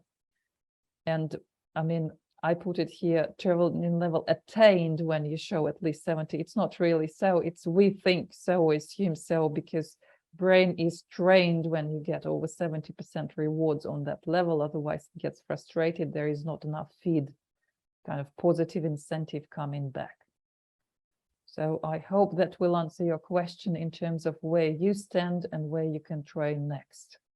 So if you think you can get to the first level, really unrealistic. Training level 5 is already very, very good. And then I wouldn't be obsessed with the scores. I would rather go and back to the beginnings, back to what we are actually training. And we are training brain mastery. So it means how you can attain these states in your everyday life, how easily you can open the state. Can you attain it when you need it? Can you hold it when you need it? And in general, how fast, flexible, and powerful your brain is. That would be the key kind of demands for me, not the scores. Unless you are just playing with the gadget and you want to play with the gadget as you play computer games and you go through different levels. So again, if this is your goal, you can play. Another question, just curious how you think about the data and how it influences your supporting your own and other meditation practices, and what variables are most valuable to monitor progress. So I hope I answered most of it by this presentation. Monitoring statistical progress is one answer. Another answer is order and balance. So as I say, when brainwaves are unstable and disorganized, mind mirror summary is invalid as a measurement. So it's also important to watch the activity of the brainwaves to ascertain whether there is sustained attention and awareness. That is, whether the partner is staying close to the same most of the time. So how stable your partner is, how you can sustain it. And similarly, how soon or quickly one produces desired partner, Awakened Mind, gamma synchrony, meditation, or Evolved Mind partner. Quickly, or does it take the meditator a while to settle in? Again, our brains are different. So I just basically will say how much you can do with what you have. Are you making better use with what you already achieved? Amplitude symmetry is, or how fast slow you are, or even if you don't have gamma and you don't have big amplitudes, you can still do the jobs, whatever you need to do. And I saw mediums doing great jobs and showing great states. No gamma, just sitting in Evolved Mind pattern and going into channeling and back in between Evolved Mind channeling, Evolved Mind channeling. Amplitude symmetry is also important. It can be measured by using the enforced symmetry option. I mentioned it already for active training, or by applying the enforced symmetry option inside the training summary to see if the Awakened Mind, meditation partner, and gamma synchrony are on both sides of the brain or just one. Amplitude symmetry is not important when people are using each side of the brain in different ways, depending on the content of the meditation. But if they are sitting still and meditating silently, there is a significant large difference. above 2 in hemispheric balance of the coherence reports between the amplitudes of each side of the brain, then they might want to train with enforced symmetry activated. Anyway, just as a challenge, it's a good thing to try, or just train Evolve Mind where it's embedded, ticked box, always balanced, always symmetrical. And after that, the chief is to externalize the awakened mind and gamma synchrony patterns with the eyes open. That's another challenge you can do if you think you're very advanced. I hope that answered the question of where to go next and what to do and how to monitor the progress. We covered abundance of that. And then about update on group remote coherence options. There wasn't much further developed, but it is available and possible. We just need the technical person behind it, who is Andrew Tan. And if he is there running the software during group coherence session, where several people are hooked up, that is still possible through the portal. So if you need this function, you can email Andrew Tan. Just to remind you that we will have our Mind Mirror Meditation Club meeting next weekend. And that's where I go through meditation analysis. And we do try a new meditation each time. For all of you, you are Mind Mirror owners, so I think it will be a good reminder and practice of how to analyze Mind Mirror sessions. That of all meditations in the Mind Mirror Club will be from the Mind Mirror portal. And also those who need more, I put it here. I took this information from the practitioners page directory of the main website, because I had questions whether anybody is available to help with online consultations.